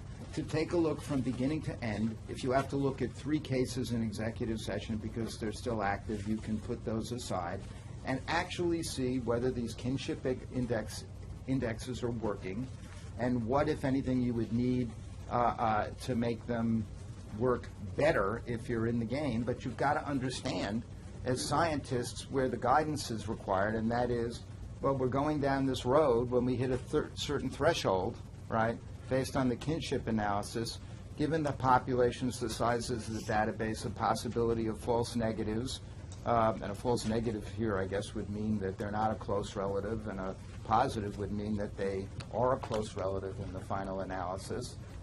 What is all of that? And that's the kind of, that's what scientists do. And we need your guidance on looking at that. And I think it's backwards that you're now first going to get the data, and you've already voted on the policies. I mean, well, two members of the committee, Barry, who respect voting this. I didn't hear a unanimous vote from everyone in the committee that this is the most important thing in the world to do. It's an important thing to do, but it's not. And we're doing it, and it's all part of science. It's looking at data, but we didn't make the policy. Okay, the policy was not approved and made in New York State by this committee. So we are simply working within the framework of the law. And the law allows partial matches. And we're saying if you're going to use a partial match policy, YSTRs are almost a de facto requirement. That's what we're basically saying. Yeah, but with all respect, we had a big debate about, nobody knows exactly what the partial match policy is, quote unquote, because in order to know what it is, you have to understand the effect of the kinship analysis and the data that you have and how that's actually going to work out in terms of real-world investigations, okay? And in order to understand that, you have to take a look empirically at the data you're getting, right? Give us a judgment about it. I mean, they came before you, and the first thing you did was approve a new version, you know, well, of course WISE would make sense. Let's put it in the toolkit. That They- was discussed at the last meeting. But you know what may actually transpire out of this? What may transpire out of this is the partial match policy is lousy, and we need a familial searching policy. That's possibly what this committee may say. So just be Well, aware yeah, but- that may happen. Yeah, but I'm just you know, saying. I have no doubt that you would say that in terms of what is efficacious, but what you have to understand is, the last time I looked, right, we didn't have a public, no legislature in the state of New York said, let's go into familial searching. And even if you think that it is lawful to suddenly authorize familial searching without a vote of the New York State Legislature, if that's what you think is true, fine, okay, you want to go down that road, that is what partial matching is, then can you at least tell us how broad that's going to be? And what the resources are going to be, and what the false negatives and the false positives are going to be. Okay, so that's right. you, and that's why you have to look at Okay, that. so basically, I think it's wise that the committee is going to look into the some Look at data. all the cases. Yeah, look at the data and see what it shows, and we'll look at it and we'll review it. And if it turns out it's a lousy policy, it doesn't work, then we'll have to make decisions as to what we suggest as a committee. If it does show that, I'm not saying it's going to show that. It may be that we say that no, if we're going to do this, you need to do it. You know, you need to go the full route and do If you're familial going to do it, searching. you have to do real, full-blown Yeah. familial searching. Maybe that's what we would Fine. propose. But that's Fine. a scientific judgment, not any policy. That may be one of our conclusions. It may not be. I don't know. No, it's but you possible. can't get that without looking at the data. course, don't I you agree. And please be sure that you keep in mind, when you're gathering the data, what's going to be available. Because when you're making a probabilistic statement that this is likely to be a relative or unlikely to be a relative, just keep in mind that that data doesn't, in the end, it has to be preserved, and it's not just going to go to the law enforcement. It should go to the defense and the courts, and then you have to consider what that entails for the rest of the system. All right? Yeah. Thank you. My pleasure, really. So, the next item on the agenda then is the annual reporting of DNA laboratories. And what this seems to be, what this is exactly what it says. An annual report made through DCGS for each of the DNA labs. And we have documents referring to efficiency tests and any other substantive items. Is that correct? Is there anything else as part of that requirement? What's the other requirements? It's a summary of documentation that we received from the laboratories during the calendar year 2012. So, and then the column on the right indicates that you might have seen this issue before, so we kind of tag that, so you know it's not a new issue. And the only ones at the top are for any PT issues or casework issues. And if there's any attachments to these charts, it's documents that follow up on some of those issues. But this is and anything at the bottom is like all the correspondence that we get in from the laboratories, and if there's certainly something that you hadn't seen that you wanted to see, we can always provide that to you. But it's just to let you know what we get from the laboratories during that year. So this is just basically a summary of action items that you received at DCGS with regard to, let's say, action or informational items from the labs. It's actually almost all the information that we get and we have in their folders for that area. Okay, so the committee's had a chance to we've got these documents. So I open it up for discussion. Any aspect of this, any of these documents you want to discuss or make comments on?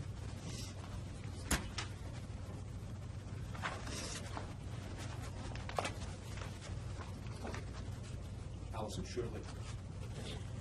And I just want to point out one other thing for the record, that if there is something that was discussed in executive session, that if we still capture that on these forms, or that column might be hidden, just because we're in a public meeting.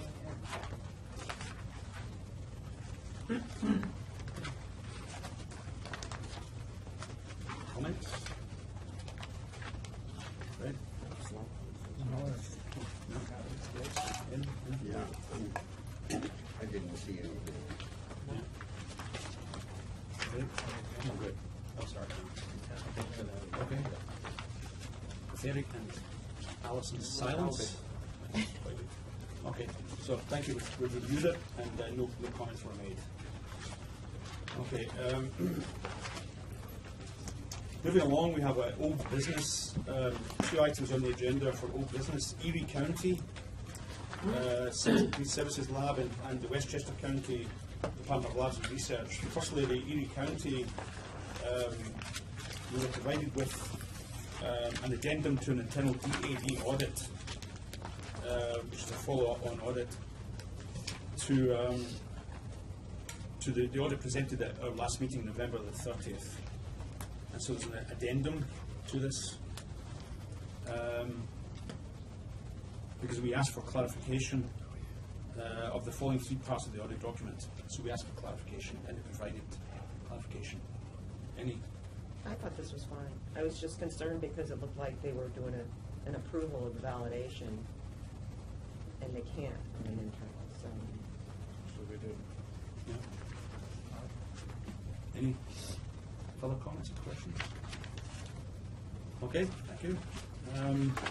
Westchester County Department of Labs and Research, preventive action and quality improvement. It's a follow-up on the audit presented at our last meeting to Westchester County.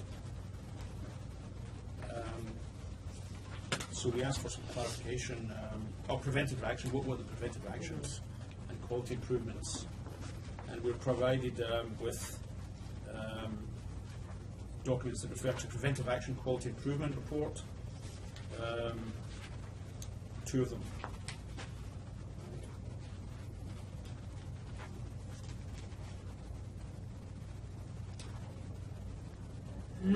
So they provided us details. Any comments about their corrective actions?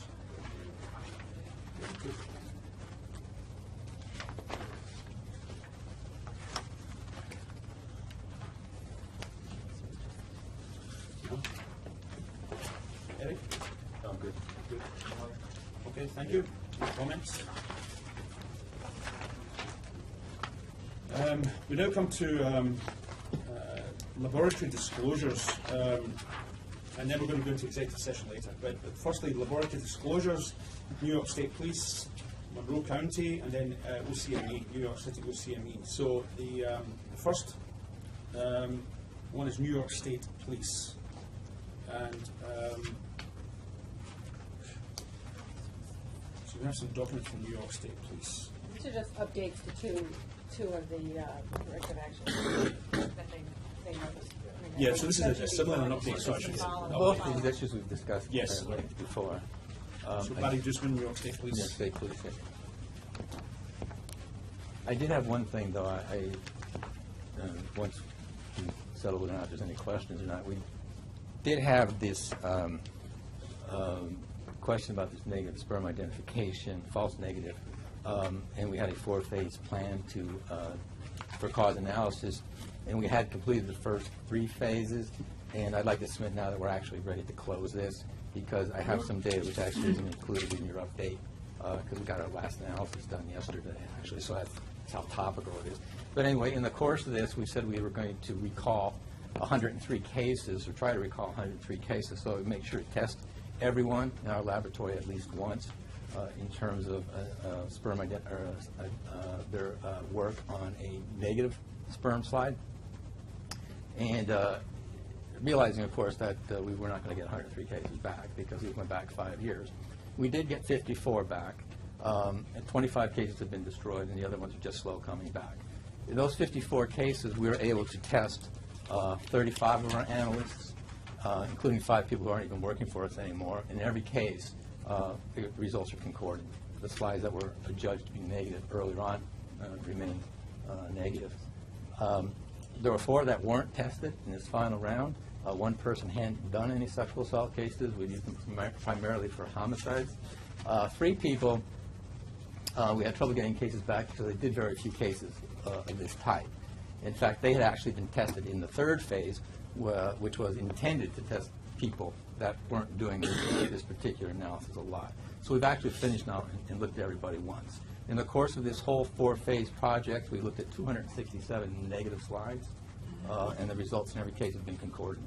So I think we're pretty good to go with this. So we'd like to basically submit for the next go-round that we're going to close this out that we have identified the cause, which seems to be analyst-based, and it may actually have to do with the fact that she has suffered from some nausea, motion sickness while doing the analysis.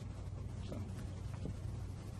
The problem of false negatives on sperm, low copy sperm samples is not unique to your lab. So it's and I recall in some cases you had P30 results on some of them. I'm sorry? In some of them you had P30 results. That's right. Yeah, indicating that semen was present, so to speak. Anyway, right? Exactly. So- I think in the very first two instances where this initial analyst was found to be deficient in this capability, she had done PSA and went on to DNA anyway. So we had results.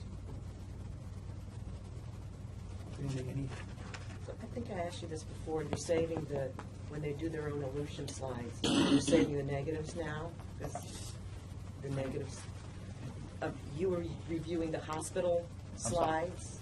and Yes, these are all some of your slides. Are you, I think in the past you were saving positive elution slides, will you save negative ones now? And truthfully, Allison, I'm not sure. Yeah. I know we've had some discussion whether or not we did that or not. I have to look. Okay. Okay. Any comments? Thank you for the update, Barry. Sure. No comments. So the next lab was Monroe County Fine Lab.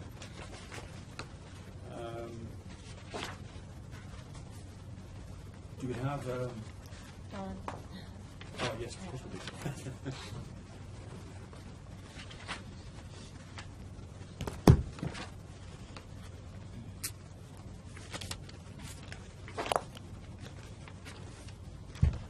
So our update, the last time that I was before you, it was in regards to an analyst that we had pulled off of DNA casework due to a pipetting error setting up of 3130 plate. Because of that removal of DNA casework, we went back and reanalyzed all over 20 cases of hers that she previously had worked on. One of the last cases that we reanalyzed, we found another sample switch, again at 3130 setup. What it was is there was 4 sets of samples, so samples that were designated to go in wells A, B, C, and D actually went in wells E, F, G, and H, and those designated for E, F, G, and H went into A, B, C, and D. Because of that, we went back and took a look at all 3130 genetic analyzer runs that this particular analyst had set up, either for herself or other analysts, and reviewed all the data to see if there was any other situations where that type of sample switch, amongst the wells could have occurred. So what we looked at, out of those 24 3130 genetic analyzer runs, there were 8 that had casework that involved 19 cases, which needed follow-up. The remaining cases, the remaining runs, if you will, were either this particular analyst PT cases, mock cases, or involved cases in which we had already reanalyzed as part of the first part of the corrective action. And then one of the other runs involved samples that were reanalyzed by the original analyst due to that first corrective action. So at this point, after reviewing those 19 cases and looking at the data, there was no other situations in which that type of sample switch or any sample switch occurred. I based this information on looking at not only the layout of the plates, but looking at the controls. Did the controls give appropriate results? Were any of the samples that were in that plate reanalyzed at another date, either within the original analysis of the casework, or was they set up by another analyst, and that the results were concordant? And what we found, like I said, was that all results were concordant with the exception of this one particular case.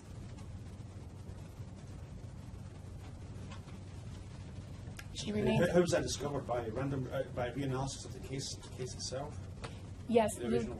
the last particular case that we were looking at, we went back and reanalyzed the evidence, and the results that we came up with were it was a mixture, and the mixture was slightly different than the results that she had obtained. But looking at it, this was because the evidence reanalyzed was a cigarette butt. So when you analyze a cigarette butt, you take that 5mm band, extract that, and proceed. When I did the reanalysis, it was me who did the reanalysis. When I did the reanalysis, I go back to the original cigarette butt. I take the next 5mm band. So I chalked up the differences in what was appearing in the mixture due to sampling on that cigarette butt. I felt in order to really show that results were concordant or that no errors occurred, that I needed to go back to the analyst's original extracts. And it's when I went back to her original extracts and worked with those that we found that there was a sample switch.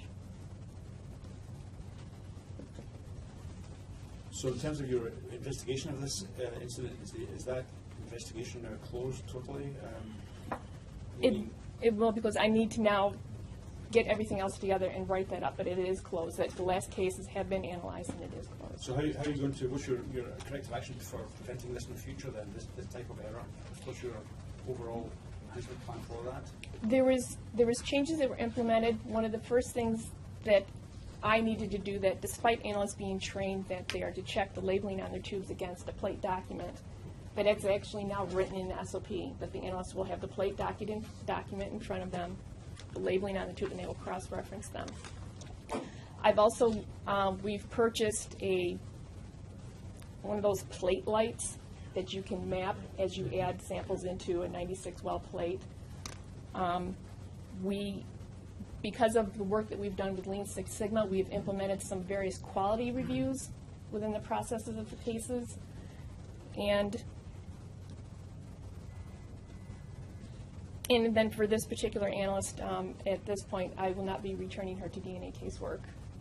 I'll reevaluate that in another year or two. But I want to see another year or two of solid screening casework out of her before we reevaluate DNA. And did this result in any changes to any reports that were submitted to the to external agencies? Did you have to change any reports? We did not. We did not. The case that I had reanalyzed in which we found the error, her reports had never been issued because she was pulled off of casework.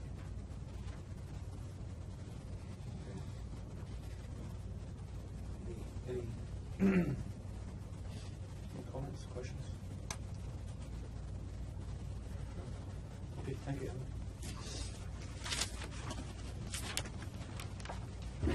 The last lab from lab disclosures is New York City OCME.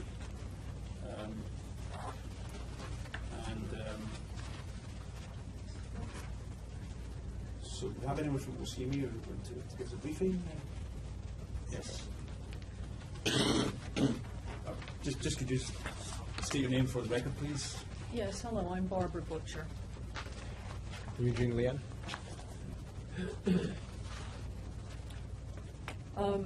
You have before you our reports of the CAR 2011 actions, and we have no updates. So, so basically what we have is documents describing some CARs, corrective actions with respect to OCME.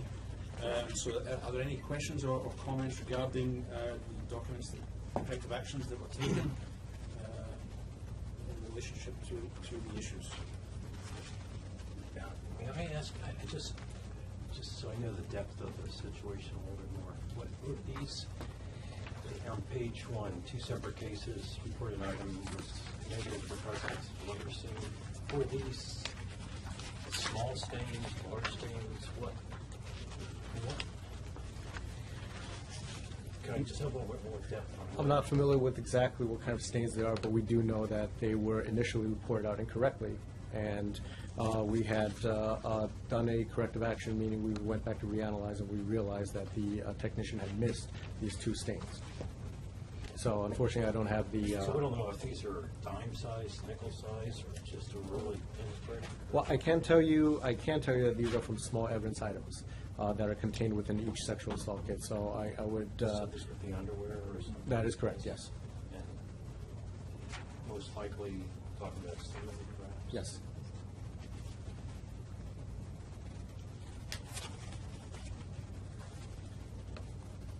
So there were two issues basically. One is this issue of this technician, and then the other issue was in relationship to profiles, DNA profiles that were delayed in their upload to CODIS. Right. So in terms of these delayed in their upload to CODIS, they've now been uploaded to CODIS. Is that correct? Yes, that's correct. Yes. And my understanding from the documents is that there was some issue with regard to how the reason that this may have happened was due to perhaps not the best way of a form being built up, and basically profiles were put into a database and were inadvertently kept in that database instead of being uploaded into CODIS. Is that correct? So could you just explain what you've done now, just so that it's clear what you're doing now to prevent that from happening in the future? Of course. Right now, the laboratory has a laboratory information management system, a LIMS system up online. So all the old forms where we had handwriting or handwriting issues or any type of issues, that has now been prevented because of the LIMS system. Number one. Number two, perhaps the major prevention is that we have discontinued the use of this pattern index at all. Period. So no further profiles will be entered into this index at all. So this will further prevent any of these issues from occurring. I don't really understand. What was that index used for? The pattern index is used for when there is a pattern within, let's say, several cases, and these cases are linked. The initial DNA profile would be uploaded into CODIS up to the state. However, the remaining DNA profiles would remain into the pattern index to not create the extra hits that would have to be resolved. So as long as it's part of the pattern, as long as it's the same DNA profile, that's where it resided. But there is the initial, I want to reiterate, the initial profile has been uploaded. The identical profile has been uploaded to the state.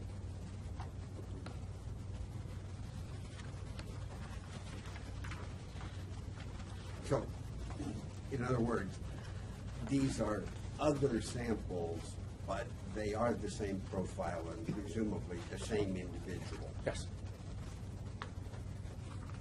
And so at this moment in time, and also the lab director was suspended. So at the moment, who is the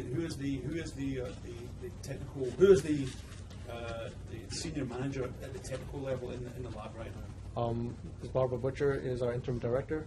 Our deputy director, Teresa Carragine, is the senior scientist. Okay. Any? I'm just going to follow up just one more thing. Just going back to the basics. I'm sorry. So what's your procedure for identifying seminal fluid on small items? What do you use alternate light sources? Do you screen the acid phosphatase? Is that generally what's done? Yes. Screen with alternate light sources. Is there a dark space that you go to do that, or just give me just a brief?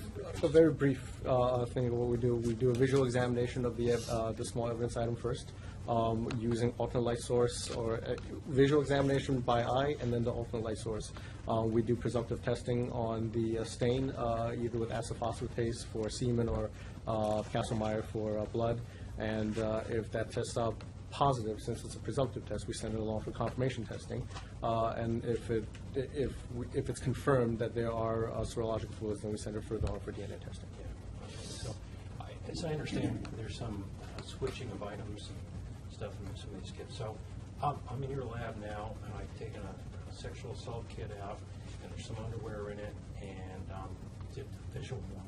Now I want to do an alternate light source. Do I take that to another room? Yes. Okay.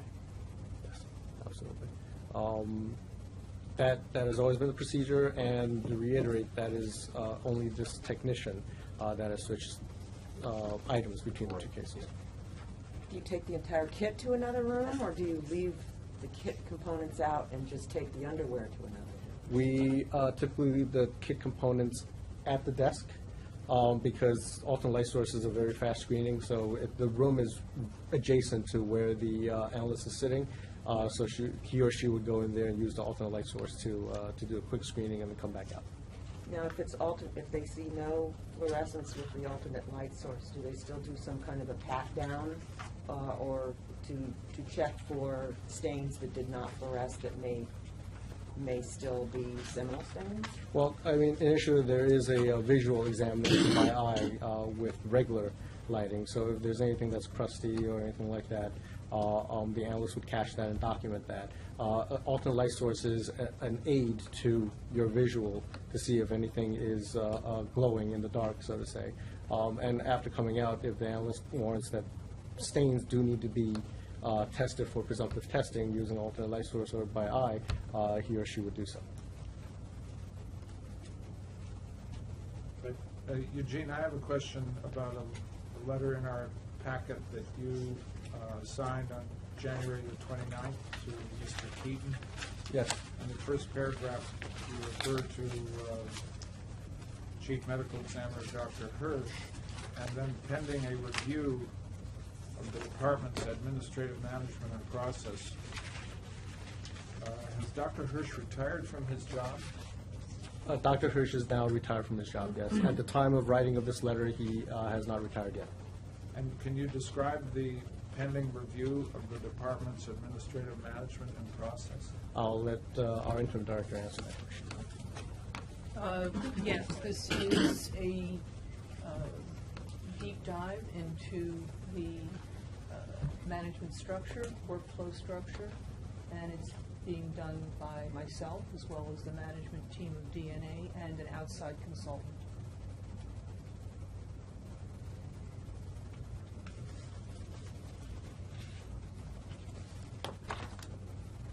Is that review necessary because of the Ms. Mitchell's issue or because of the CODIS issue?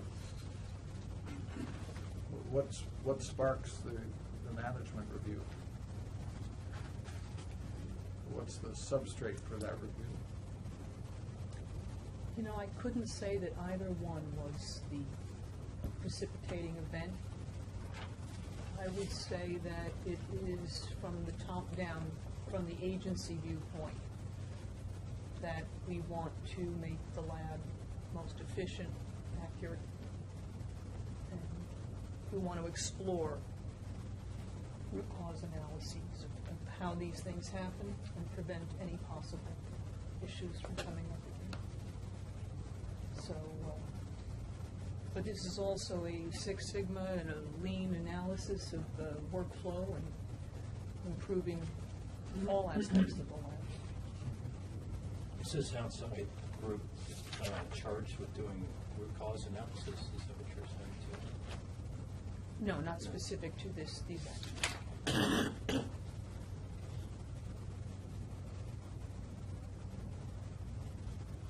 And when will this review be complete? April 18th.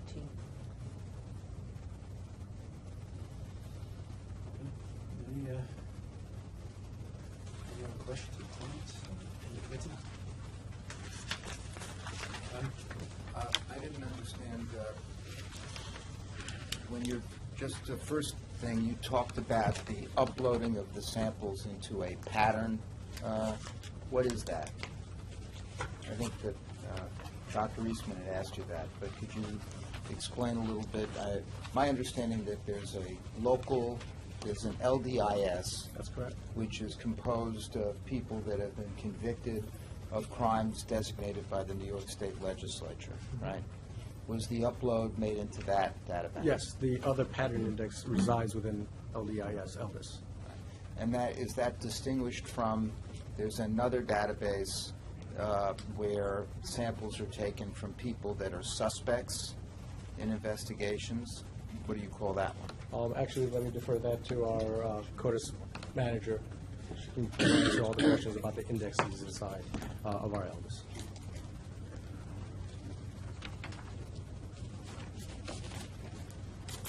Marie Samples again.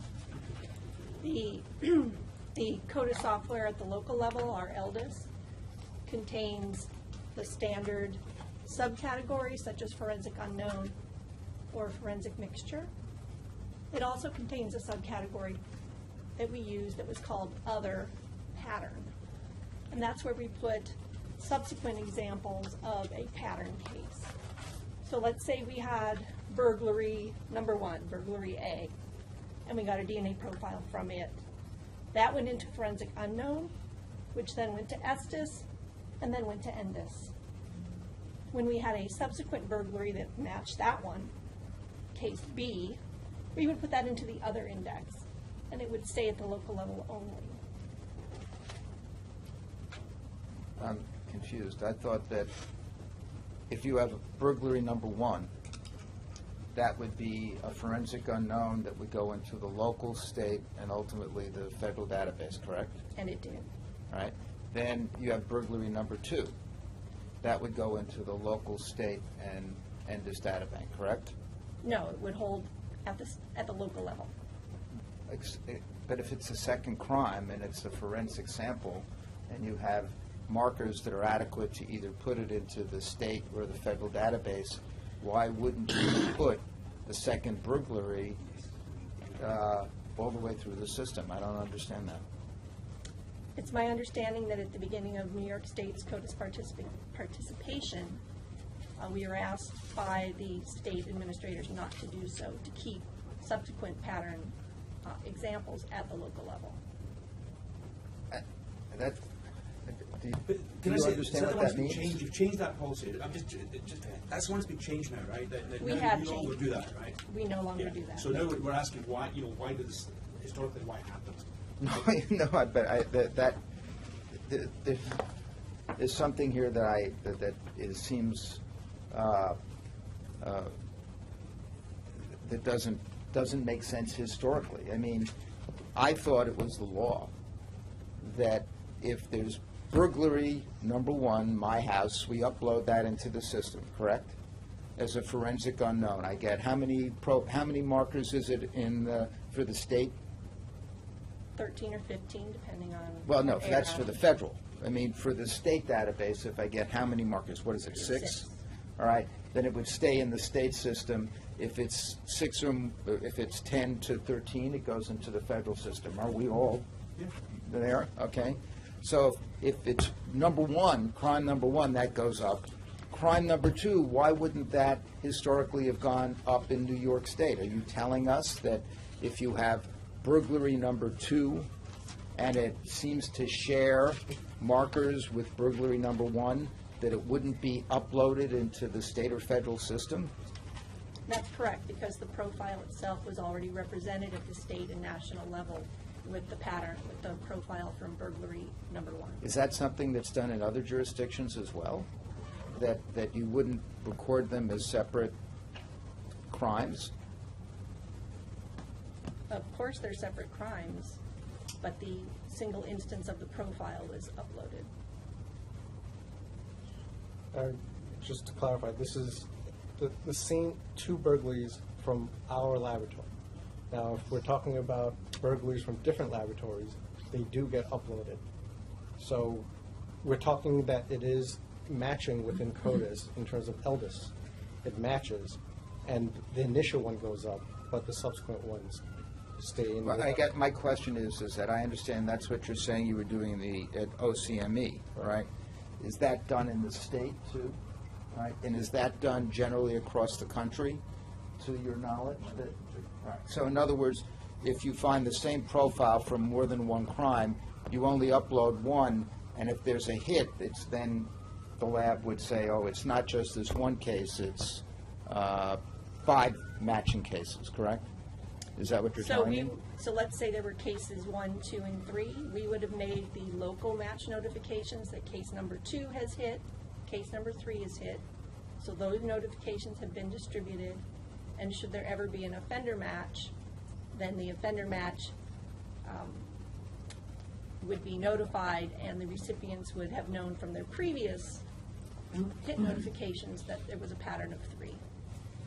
Right, but and so what happened here is what you're telling us is that when you did the upload, it only went into the file that contained patterns I mean, I don't understand what you're telling us there. There's a difference between entry and upload. So upload Okay. is the moving of profiles from level to level. So first comes entry, then for profiles that are eligible comes upload to the state, and then for profiles that are eligible, upload to the national. So what happened with the samples that were the subject of the memo were that they were accidentally entered into this sub-index, sub-CODIS index, that as a whole was not uploaded. They should have been entered into forensic unknown or forensic mixture, and they were not. But well, all right, I guess I don't understand that, because it would seem that first you have to enter a profile, right? And then you get the results back. And if you see that the results match another forensic crime, then it's uploaded into that second index. You don't bother uploading it into the federal index. Is that what you're...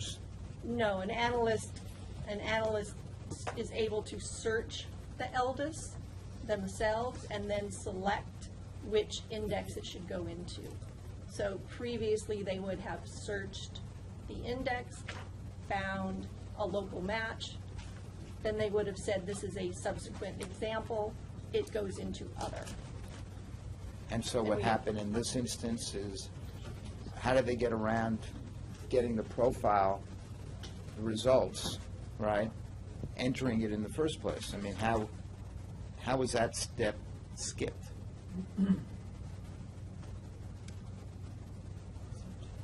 It wasn't? That's why those were mistakes. I mean, It was entered. They were entered. They were entered. They were entered into the wrong index. So they were parked in the wrong place and they never got Uploaded. sent to the right place, basically. And that's what you're trying to address. So it's unfortunate that that in fact took place, obviously. So, One other question, though, about what Dr. Buell was talking about. So, have you done in terms of the root? Who is the outside person that you brought in to help with the root cause analysis? Tim Kupferschmidt, well, it's Tim Kupferschmidt from Sorensen Forensics is the consultant that we're working with. We've already done a root cause analysis on the car 211. And how is it that for 8 years a supervisor didn't notice that there were missing semen stains on the sample? This is a question that we're looking to answer. And during the course of the examination of the semen stain, if I'm the supervisor and I'm reviewing the work of the technical analyst, is there a process in place whereby you would do a random sampling of the actual specimens to see if they were accurately identifying stains or missing stains? Was that part of the process? In other words, if they weren't just reviewing the paperwork, yes, I did it, they're actually reviewing the work. When you say reviewing the work, what do you mean? I mean, it's one thing to look at somebody's lab notes and say, yes, I looked at X number of samples and I did or did not identify stains and I did or did not use alternative light sources and I did or did not move to a next step. It's quite another thing to say every 10 or 15 cases I'm going to pull the actual specimen and look myself to see whether or not there was or was not a stain here. What we do is, pretty much like you said at the end, we do have a blind analysis program at the back end where we pick randomly 25% of the cases to do a second review of the evidence examination portion to ensure that what the analyst has examined is what the second analyst has found. and that's a recent policy, right? Or is that? We've recently upped that policy, meaning originally it was about 12.5%, 13%. We recently upped it to 25%. So how long was the 12 or 13% going on? I want to say January of 2010 or December of 2009. I have to double check the dates. But it was around that time. 2010, when it was, that 12% was initiated. That's correct, yes. Okay. I've got a question. You closed this corrective action, and, I mean, you just mentioned that you're doing this management review to determine whether there's deficiencies in supervision and all that. How, I don't understand how you can close this corrective action with Ms. Mitchell when incompetence and maybe inattention, it might be superseded by a lack of supervision. I mean, that maybe the corrective action shouldn't be closed in its entirety because you may find other contributing factors that led to this. You're right, obviously, and that's something that the management review hopefully will show us and guide us to see whether or not there's anything additional that we could do to these particular cases to prevent it from further happening. However, we close this corrective action because we've done an exhaustive review as of all the cases that were involved. And we've done an exhaustive root cause analysis as well to determine, what is it? We don't, the first rule of root cause analysis is never just blame the analyst. And we took a look to see whether or not there's any factors around, and unfortunately, this instance is led back to the analyst. But that being said, it doesn't mean that this is closed for further preventive action. Should this management review produce something that would benefit this to further ensure that this would not happen, we will implement that as well. Are you looking into like your training and hiring practices and, I mean, all aspects? Just everything.